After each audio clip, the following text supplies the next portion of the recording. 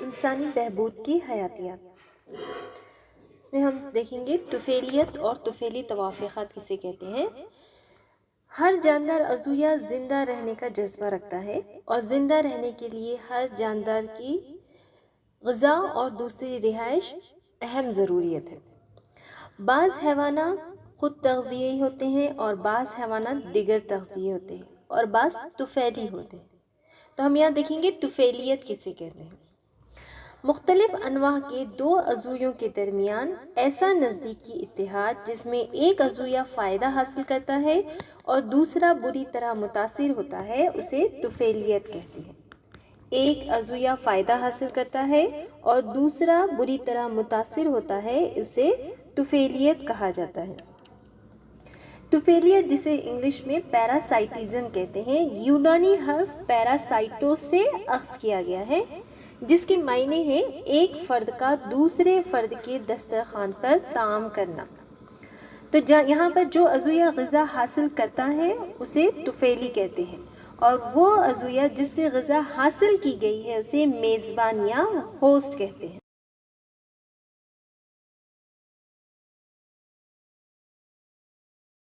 اب ہم دیکھیں گے طفیلیوں کے اقسام۔ طفیلیوں کے اقسام میں پہلا ہے برون طفیلی۔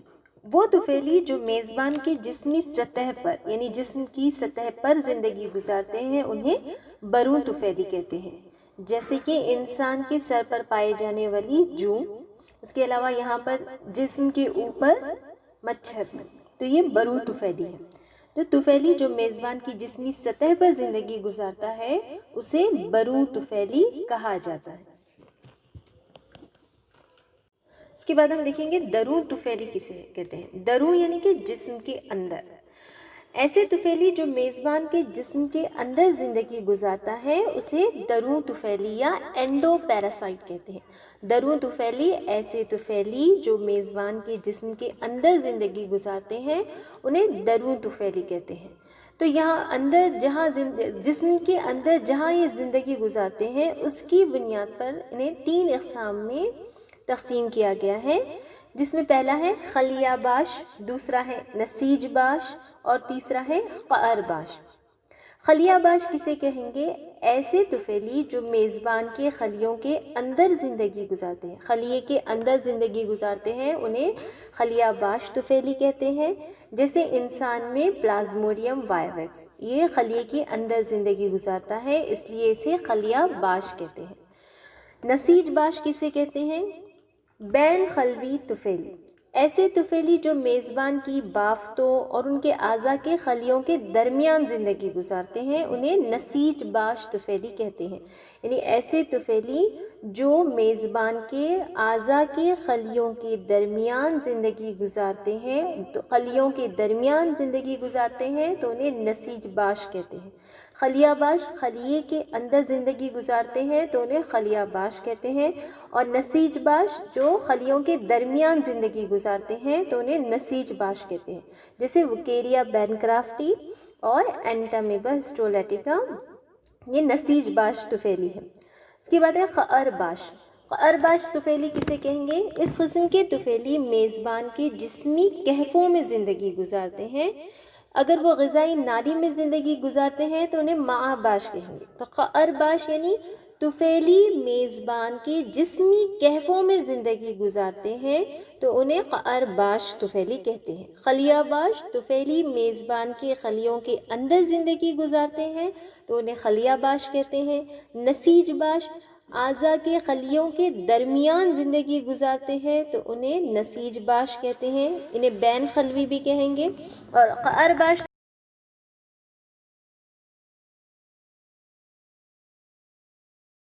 اس کے بعد ہم دیکھیں گے فوق طفیلی۔ فوق طفیلی کسے کہتے ہیں؟ فوق یعنی اوپر، ہائپر پیراسائٹ۔ فوق طفیلی یعنی طفیلی کے اندر یا طفیلی پر۔ فوق طفیلی یعنی ایسے طفیلی جو دوسرے طفیلی کے جسم میں یا جسم پر زندگی گزارتے ہیں۔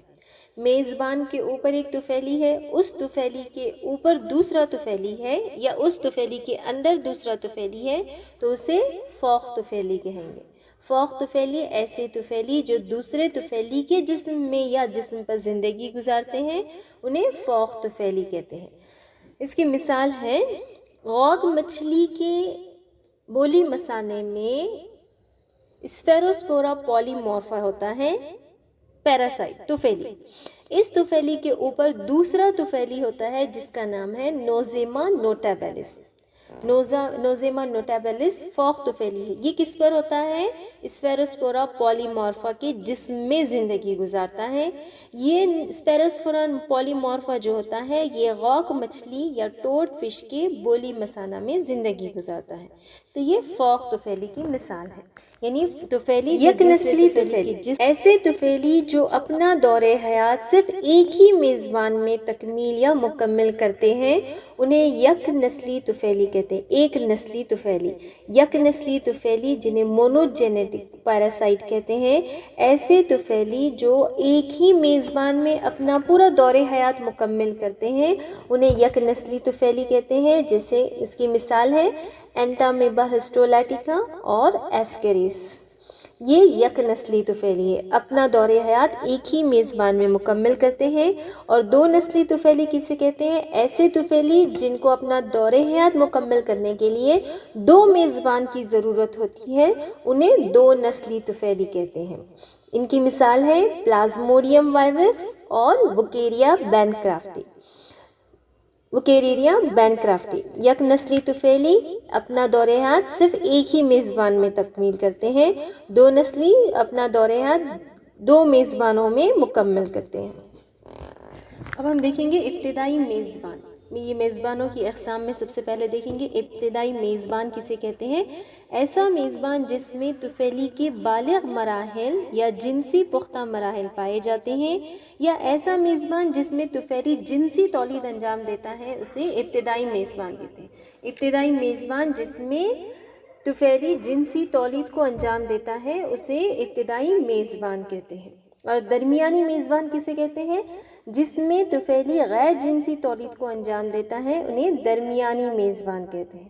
ابتدائی میزبان جس میں طفیلی جنسی تولید کو انجام دیتا ہے، مثلاً وکیریا بینکرافٹی کے لیے انسان، پلازموڈیم کے لیے مادہ اینوفلس۔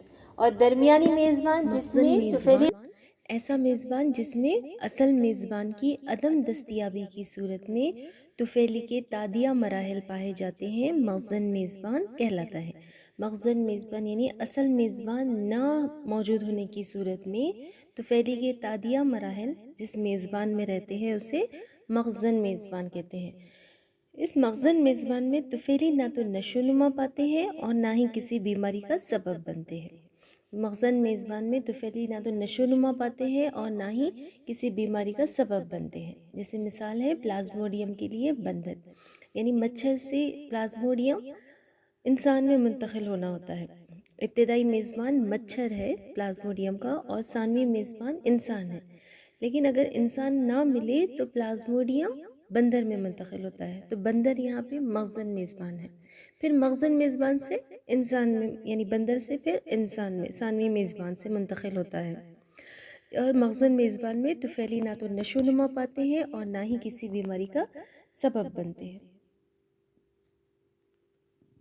طفیلی بر یا ویکٹر ایسا عضویہ یا حشرات ہے جو طفیلی کے تادیائی مرحلے کو ایک میزبان سے دوسرے میزبان میں منتقل کرتے ہیں، یعنی ابتدائی میزبان سے ثانوی میزبان میں طفیلی کو جو منتقل کرتے ہیں انہیں طفیلی بر کہا جاتا ہے۔ یہ طفیلی بر دو اقسام کے ہوتے ہیں، ایک ہوتا ہے میکینیکی طفیلی بر اور دوسرا حیاتیاتی طفیلی بر۔ میکینیکی طفیلی بر کسے کہتے ہیں؟ میکینیکی طفیلی بر یعنی ایسے طفیلی بر ہے جو صرف طفیلی کے تادیائی مرحلے کو منتقل کرتے ہیں، ان میں طفیلی کے کسی بھی حصے کا نمو واقع نہیں ہوتا ہے، اسے میکینیکی طفیلی بر کہتے ہیں۔ اور حیاتیاتی طفیلی بر ایسا طفیلی بر ہے جس کے جسم میں پائے جانے والے طفیلی میں کسی دوسرے میزبان میں منتقلی سے قبل نشو و نما واقع ہوتی ہے۔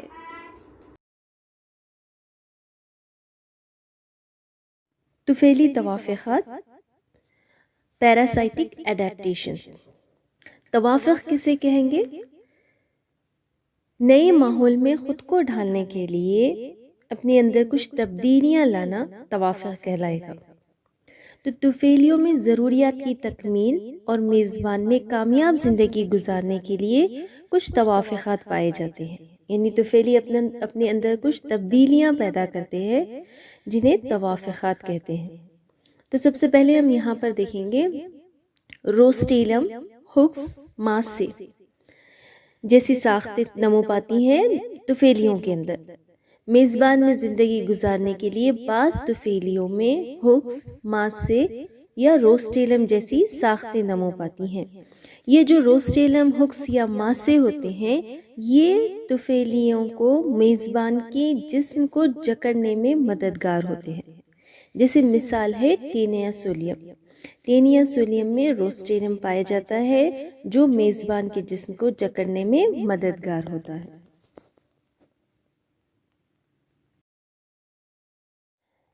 دوسرا ہے حفاظتی قشرہ۔ بعض آنتی طفیلی میں حفاظتی قشرہ نمو پاتی ہے جو ہاضمی خامیروں کے عمل میں مزاحمتی ہوتی ہے، یعنی بعض طفیلی آنت میں پائے جاتے ہیں جو ان کے جسم کے اطراف میں حفاظتی قشرہ یا حفاظتی جلد یا حفاظتی پرت پائی جاتی ہے جو ہاضمی نظام کے جو خامیرے ہوتے ہیں ان خامیروں سے حفاظت کے لیے موجود ہوتی ہیں۔ مثال کے طور پر ہے ایسکیریس۔ ایسکیریس کے جسم کے اطراف میں حفاظتی قشرہ پایا جاتا ہے جو ہضمی نظام کے ہاضمی خامیروں سے اس طفیلی کی حفاظت کرتی ہے۔ بعض آنتی طفیلی بحیثیت اجباری غیر ہواباش کی زندگی گزارتے ہیں، یعنی وہاں پر آکسیجن کی دستیابی محدود ہوتی ہے، اس لیے وہ غیر ہواباش یعنی آکسیجن کی غیر موجودگی میں زندگی گزارتے ہیں۔ مثال ہے اینٹامیبا اور ٹینیا سولیم۔ اینٹامیبا اور ٹینیا سولیم یہ اجباری غیر ہواباش ہے، آکسیجن کی غیر موجودگی میں وہاں پر اپنی زندگی گزارتے ہیں۔ بعض آنتی طفیلی جو ہوتے ہیں یہ امکانی غیر ہواباش ہوتے ہیں۔ امکانی غیر ہواباش کسے کہیں گے؟ یعنی آکسیجن دستیاب نہ ہو تو غیر ہواباش بطور غیر ہواباش زندگی گزارتے ہیں، اور اگر آکسیجن موجود ہو تو یہ آکسیجنی تنفس انجام دیتے ہیں، تو انہیں امکانی غیر ہواباش کہتے ہیں۔ بعض آنتی طفیلی امکانی غیر ہواباش ہوتے ہیں، یعنی آکسیجن دستیاب نہ ہو تو غیر ہواباش کے طور پر زندگی گزارتے ہیں، یعنی بغیر آکسیجن کی زندگی گزارتے ہیں، اور اگر آکسیجن موجود ہو تو یہ آکسیجنی تنفس انجام دیتے ہیں۔ مثال ہے اس کی ایسکیریس۔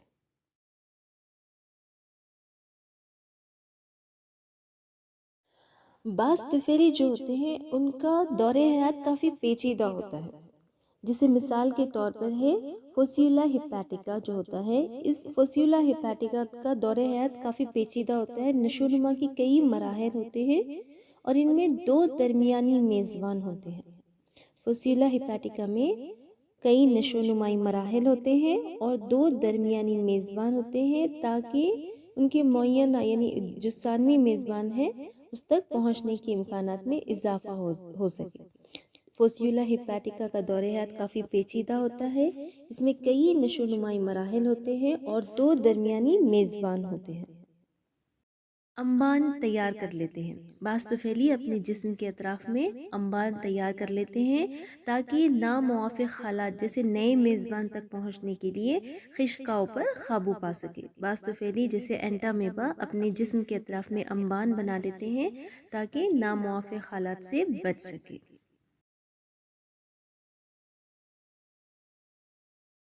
بعض طفیلی چالاک طفیلی کہلاتے ہیں کیونکہ یہ کیا کرتے ہیں، اپنے جسمی سطح پر جو زدزا ہوتا ہے اس زدزا کو وقتاً فوقتاً تبدیل کرتے رہتے ہیں، یعنی جو ویکسینز یا ٹیکے دیے جاتے ہیں ان ٹیکوں سے بچنے کے لیے یہ اپنے اینٹی جینز کو تبدیل کر لیتے ہیں، جیسے پلازموڈیم ہے، ملیریا کا جو پیراسائٹ یا طفیلی ہے پلازموڈیم، اور HIV ایڈز کا جو ہے HIV، یہ چالاک طفیلی کی مثال ہے۔ اب ہم دیکھیں گے میزبان پر طفیلی کے کیا اثرات ہوتے ہیں۔ میزبان پر جو طفیلی اپنی زندگی گزارتے ہیں یہ طفیلی کے میزبان پر کیا اثرات ہوتے ہیں۔ عموماً طفیلی مخویات، سیال اور تحولیات میں کمی پیدا کرنے کا سبب بنتے ہوئے میزبان کو کمزور کر دیتے ہیں، کیونکہ طفیلیان انہی اجزاء کے لیے میزبان سے مقابلہ کرتے ہیں۔ یہ اپنے میزبان میں مرضیاتی اثرات کو پیدا کرنے کا سبب بھی بنتے ہیں۔ میزبان پر طفیلی کے اثرات کیا ہے؟ یہ بعض اوقات یہ کیا ہوتے ہیں، مخفیات، سیال یا تحولیات میں کمی پیدا کرتے ہیں۔ یہ میزبان میں مرضیاتی اثرات کو پیدا کرنے کا بھی سبب ہوتے ہیں۔ جیسے ہم سب سے پہلے یہاں دیکھیں گے طفیلی اقصا۔ طفیلی اقصا کسے کہتے ہیں؟ بعض طفیلی کیا کہتے ہیں، میزبان کے جو مولودے ہوتے ہیں ان کو تحلیل کرتے ہوئے انہیں بانجھ بنا دیتے ہیں، تو اسے کیا کہتے ہیں، طفیلی اقصا کہتے ہیں۔ طفیلی اقصا یا اختگی کسے کہتے ہیں، میزبان کے مولودوں کو تحلیل کر نو مایا یا نو تکوین۔ بعض طفیلی میزبان کی بافت کے خلیوں میں غیر معمولی نمو کے ذریعے نئی ساختوں کی تشکیل کا باعث بنتے ہیں۔ میزبان کی بافت کے خلیوں میں غیر معمولی نمو کے ذریعے نئی ساختیں بنا دیتے ہیں جو سرطان میں تبدیل ہو جاتا ہے۔ تو یہ خلیہ کیا ہوتا ہے، سرطان میں تبدیل ہو جاتا ہے۔ بافت کے خلیوں میں غیر معمولی نمو کے ذریعے نئی ساختوں کی تشکیل کا باعث بنتے ہیں جو سرطان میں تبدیل ہوتا ہے، تو اسے کہیں گے نو مایا یا نو تکوین۔ طفیلی میزبان کی بافت کے خلیوں میں غیر معمولی نمو کے ذریعے نئی ساخت کو تشکیل دیتے ہیں، تو اسے نو مایا کہتے ہیں۔ نئی ساختیں، خلیوں کی نئی ساختیں تشکیل دیتے ہیں، اسے نو مایا کہا جاتا ہے۔ قبر خامتی۔ بعض طفیلی میزبان کی جسامت میں غیر طبعی اضافے کا سبب بنتے ہیں۔ قبر یعنی بڑا، تو اس طرح جسامت میں غیر طبعی اضافے کا سبب بنتے ہیں، اس اثر کو قبر خامتی کہا جاتا ہے۔ جیسے فیشیولا ہیپیٹیکا کی جو لاروا ہے، گونگے میں قبر خامتی کا سبب بنتا ہے۔ گونگے اسنیلز جو ہے یہ درمیانی میزبان ہے، تو یہ فیشیولا ہیپیٹیکا درمیانی میزبان میں قبر خامتی کا سبب بنتا ہے۔ جسامت میں غیر طبعی اضافے کا سبب بنتے ہیں بعض طفیلی، اس اثر کو قبر خامتی کہا جاتا ہے۔ تزائد خلوی، تزائد زائد سے ہے، یعنی خلیوں کی تعداد میں اضافہ۔ تزائد خلوی، خلیوں کی تعداد میں اضافے کا سبب۔ بعض طفیلی خلیوں کی تعداد میں اضافے کا سبب بنتے ہیں، اس کو تزائد خلوی کہتے ہیں۔ تزائد خلوی یعنی خلیوں کی تعداد میں اضافے کا سبب بنتے ہیں بعض طفیلی، تو اسے کیا کہیں گے، تزائد خلوی کہیں گے۔ اس کے بعد ہے بیش پروری یا بیش بالغی۔ بیش پروری کسے کہیں گے، بعض طفیلی میزبان کی متاثرہ خلیوں کی حجم یا جسامت میں غیر طبعی اضافے کا سبب بنتے ہیں، اس کو بیش پروری کہتے ہیں۔ بیش پروری کسے کہتے ہیں، متاثرہ خلیوں کے حجم یا جسامت میں غیر طبعی اضافہ بیش پروری کہتے ہیں۔ خلیوں کی تعداد میں اضافہ تزائد خلوی اور متاثرہ خلیوں کی حجم یا جسامت میں غیر طبعی اضافہ بیش پروری کہلاتا ہے۔ مثال ہے بیش پروری کی، پلازموڈیم کے ذریعے متاثرہ انسان کے RBC، یہ بیش پروری کی مثال ہے۔ اینٹامیبا ہسٹولیٹیکا۔ اینٹامیبا ہسٹولیٹیکا یہ ایک خوردبینی یک نسلی طفیلی ہے۔ یک نسلی طفیلی کسے کہتے ہیں، جو اپنا دور حیات ایک ہی میزبان میں مکمل کرتا ہے، اسے یک نسلی طفیلی کہتے ہیں۔ تو اینٹامیبا ہسٹولیٹیکا ایک خوردبینی ہے جو سادہ آنکھ سے دکھائی نہیں دیتا ہے، جو یک نسلی طفیلی ہے۔ یہ کہاں پایا جاتا ہے، انسان کی بڑی آنت میں مقیم ہوتے ہوئے زندگی گزارتا ہے۔ اس اینٹامیبا ہسٹولیٹیکا سے جو بیماری ہوتی ہے وہ امیبائی پیچش یا امیبیاسس کہلاتی ہے۔ اس کا طریقہ تعدیہ کیا ہے، بذریعہ غذا اور پینے کے پانی کی آلودگی سے یہ امیبیاسس ہوتا ہے۔ گھریلو مکھیاں، جھینگر وغیرہ میکینیکی طفیلی بر کے طور پر کام انجام دیتے ہیں۔ میکینیکی طفیلی بر کسے کہتے ہیں، طفیلی بر جو بیماری کو یا تعدیے کو ایک میزبان سے دوسرے میزبان تک لے جاتے ہیں، انہیں طفیلی بر کہتے ہیں۔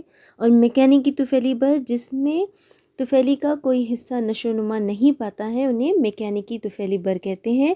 تو یہاں پر گھریلو مکھیاں، جھینگر وغیرہ میکینیکی طفیلی بر کے طور پر کام انجام دیتے ہیں۔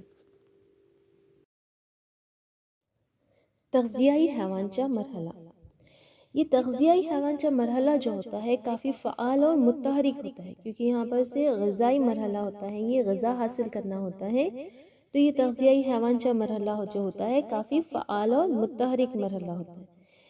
یہ تغذیائی حیوانچہ مرحلہ کہاں پایا جاتا ہے؟ یہ بڑی آنت کی جو پرتیں ہوتی ہیں، مخاطیہ اور زیر مخاطیہ پرت، ان پرتوں میں یہ پایا جاتا ہے۔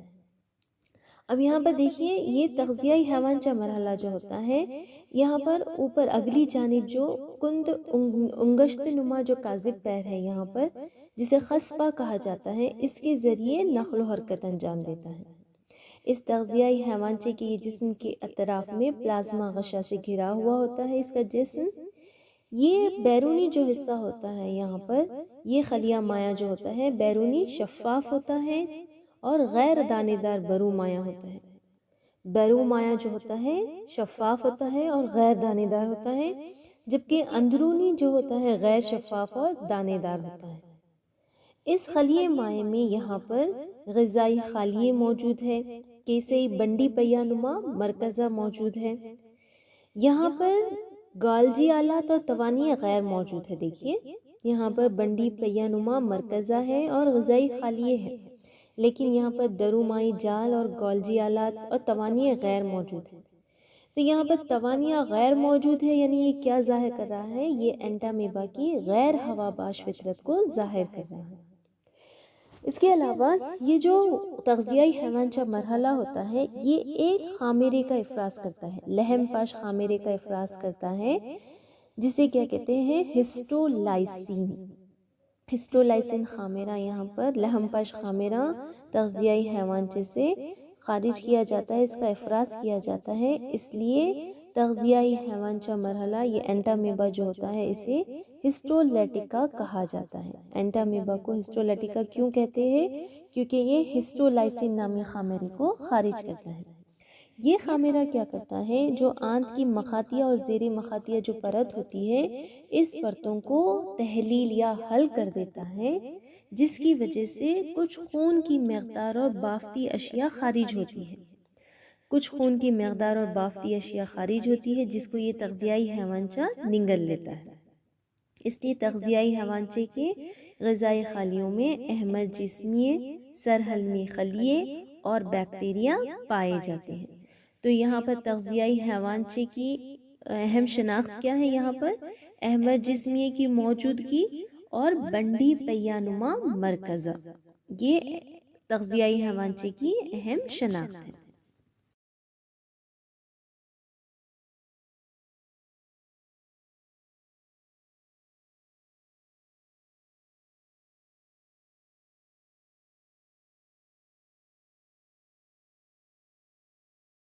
پیش انبانی مرحلہ، پیش انبانی مرحلہ یعنی انبان بننے سے پہلے کا مرحلہ جو ہوتا ہے وہ پیش انبانی مرحلہ کہلاتا ہے۔ یہ پیش انبانی مرحلہ جو ہوتا ہے غیر تغذیائی ہوتا ہے۔ غیر تغذیائی یعنی یہاں پر غذا حاصل نہیں کرتا ہے یہ، اب غیر تغذیائی ہے یعنی یہ غیر متحرک ہوگا، کوئی حرکت کرنے کی ضرورت نہیں ہوگی۔ یہ غیر تغذیائی ہوتا ہے اور غیر متحرک شکل ہوتی ہے یہاں پر، یہ چھوٹا کروی یا بیضوی شکل کا ہوتا ہے۔ اس پیش انبانی مرحلے میں گلائکوجن کی دانے اور کرومیٹڈ سلاخیں ذخیرہ رہتے ہیں جو محفوظ غذا کا کام انجام دیتے ہیں۔ گلائکوجن کے دانے اور کرومیٹڈ سلاخیں ذخیرہ رہتے ہیں جو محفوظ غذا کا کام انجام دیتے ہیں۔ اس کے بعد ہے انبانی مرحلہ یعنی انبان بننے کا مرحلہ۔ یہ شکل میں کروی ہوتے ہیں اور ایک پتلی، نازک اور کافی مزاحمتی انبانی دیوار سے گھرا ہوا ہوتا ہے۔ یہ بڑی آنت کے درونہ میں موجود ہوتا ہے۔ انبانی دیوار کی تیاری کا عمل انبانیت کہلاتا ہے۔ یہ انبان یا انبانی دیوار کیا ہوتی ہے؟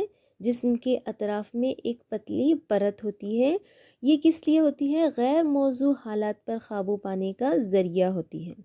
جو طفیلی کو نئے میزبان میں داخلے کے وقت پیش آتے ہیں تو ان غیر معمولی حالات پر قابو پانے کے لیے یہ جسم کے اطراف میں کافی مزاحمتی انبانی دیوار بنا لیتے ہیں۔ اس انبان بننے کی تیاری کا عمل جو ہوتا ہے اسے انبانیت کہتے ہیں۔ تو انبانیت کی فوری بات کیا ہوتا ہے، یہاں پر جو مرکزہ ہوتا ہے 2 مرتبہ خطی تقسیم سے گزرتا ہے۔ انبانیت ہو جانے کے بعد جو مرکزہ ہوتا ہے اس کا یہ 2 مرتبہ خطی تقسیم یہاں پر واقع ہوتی ہے، جس کے نتیجے میں 4 دختر مرکزیں حاصل ہوتے ہیں۔ اسے کیا کہتے ہیں؟ چو مرکزی انبان۔ یہ انبانی مرحلہ جس میں 4 دختر مرکزیں حاصل ہوتے ہیں انہیں چو مرکزی انبان کہا جاتا ہے۔ یہ انسان کے لیے تادیائی مرحلہ ہوتا ہے۔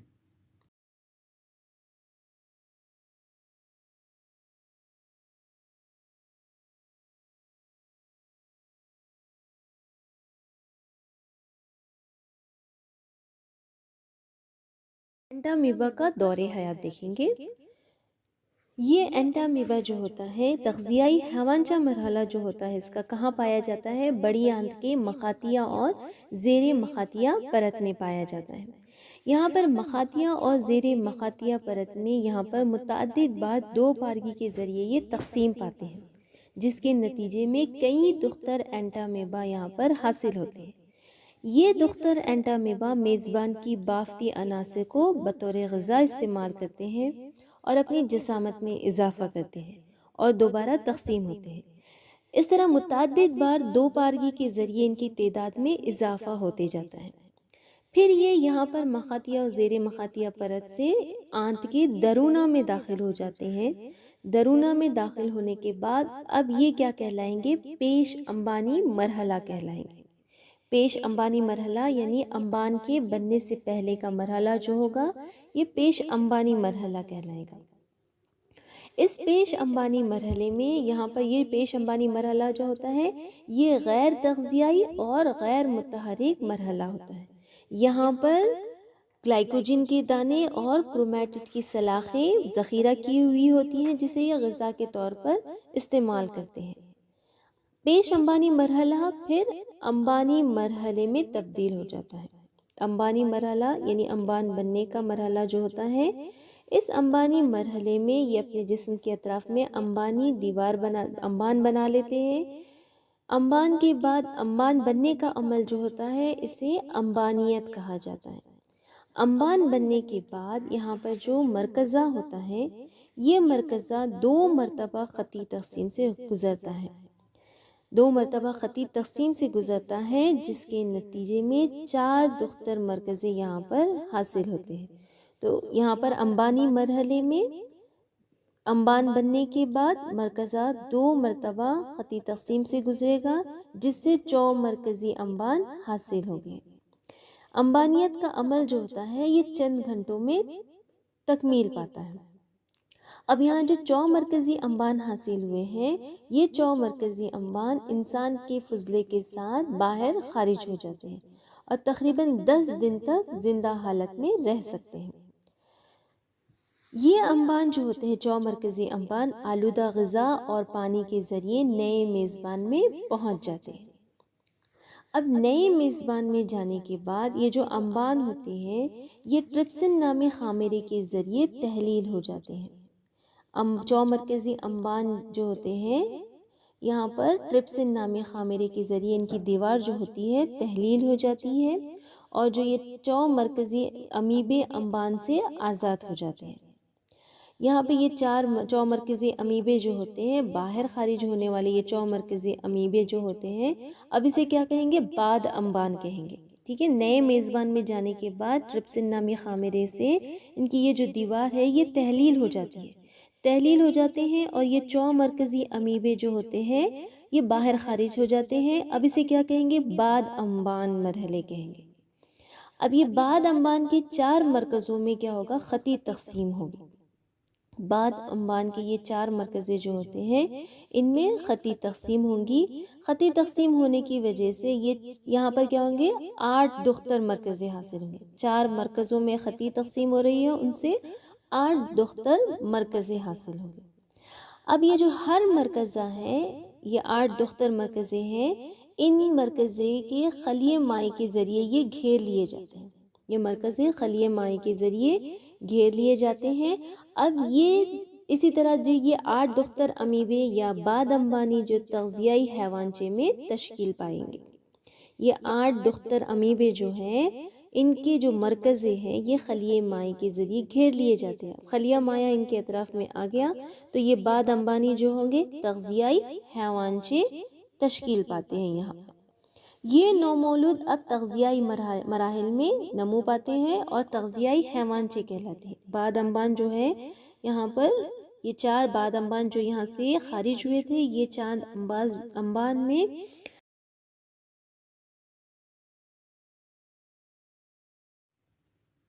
مرز آفرینی، اینٹامیبا ہسٹولیٹیکا کا مرز آفرینی تغذیائی حیوانچے جو ہوتے ہیں ہسٹولائسن کے ذریعے مخاطیہ پرت کو تحلیل کر دیتے ہیں اور زیر مخاطیہ پرت کی گہرائی تک چلے جاتے ہیں اور وہاں پر السر کا باعث بنتے ہیں۔ نمبر 1 یہاں پر دیکھیں گے ہم تغذیائی حیوانچے میں جو ہسٹولائسن خامیرہ ہوتا ہے یہ کیا کرتا ہے، مخاطی پرت کو تحلیل کرتے ہوئے زیر مخاطیہ پرت تک چلے جاتا ہے اور السر کا باعث بنتے ہیں۔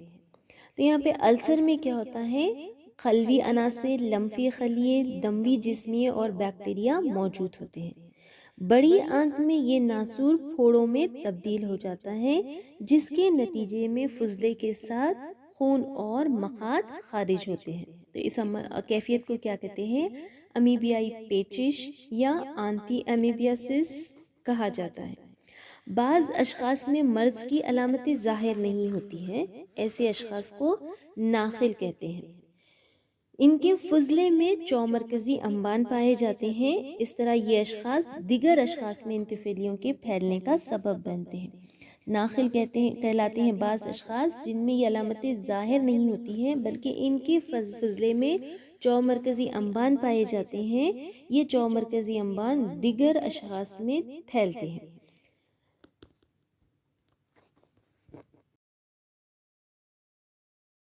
اوقات کیا کرتے ہیں، یہ تغذیائی حیوانچے شریانوں کی دیوار میں سوراخ پیدا کرتے ہیں اور دوران خون میں داخل ہو جاتے ہیں۔ دوران خون کے ذریعے یہ پہلے جگر میں پہنچتے ہیں، وہاں پر پھوڑوں کا باعث بنتے ہیں جسے ثانوی پیچش یا امیبیاسس کہتے ہیں۔ جگر سے یہ شش سے قلب، دماغ، گردوں اور مولودوں وغیرہ میں پہنچ سکتے ہیں اور پھوڑے پیدا کرتے ہیں اور ان اعضاء میں شدید مرضیاتی حالات پیدا ہوتے ہیں۔